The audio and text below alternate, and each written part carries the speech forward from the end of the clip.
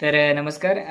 पगडीच्या घरामध्ये अजून एक प्रश्न आपल्याला कल्पेश फडके यांनी दादांनी विचारला होता, की भाडे करारानुसार पगडीच्या घरांमध्ये किती वर्षानंतर भाडेवाढ होते?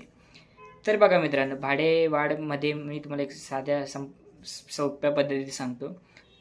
आपण मार्केटनुसार अगर आपण मार्केटमध्ये 1 आर-के घ्यायला जाऊ भाड्याने, तर 6,000 रुपये भाडं आपण पे करतो, कमीत कमी असं आपण पकडूया. तेच आपलं पगडीचं घर जर असेल, आपण त्याचे 50% ओनर असतो.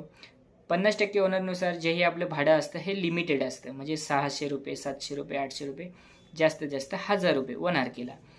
आणि त्या व्यतिरिक्त आपल्याला मेंटेनन्स, साफसफाईचा खर्च जेही आपला ते सगळं मेंटेनन्समध्ये येऊन जातो, किंवा इलेक्ट्रिसिटी जे पण आपले याच्यामध्ये असतात, लॉबीमध्ये असतात, त्याचे इलेक्ट्रिसिटी ते सगळं मेंटेनन्समध्ये पकडून आपण ते अजून 500 रुपये पकडूया. तर हे सगळं पकडून भाडं आणि मेंटेनन्स पकडून आपल्याला 1,500 रुपये मालकाला द्यायचे असतात. मालक कोण असतो बिल्डिंगचा? तो वैयक्तिकही असू शकतो किंवा ते भावांमध्ये वाटाही असू शकतात. ते आपल्याला बिल्डिंगीनुसार बदलत राहतं.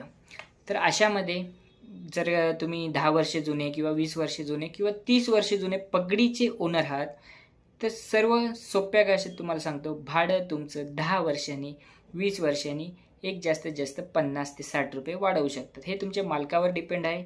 तुम्हाला जर कोणी बोलत असेल ते 10% वाढतात, कुठे 20% वाढतात, एवढे पगडीवर वाढत नाही.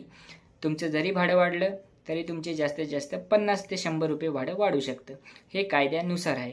जर तुमची सोसायटी जेवढी जशी मेंटेन आहे, तुमच्या सोसायटीचे काय रूल्स अँड रेग्युलेशन्स आहेत हे तुम्हाला बघून घेणं गरजेचं आहे.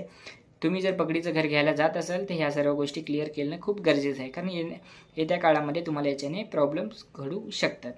त्यामुळे भाडं वाढ हे जास्तीत जास्त 50 ते 60 रुपये तुमचं वर्षाला नाही, ते 4 ते 5 वर्षाला एकदाच वाढतं.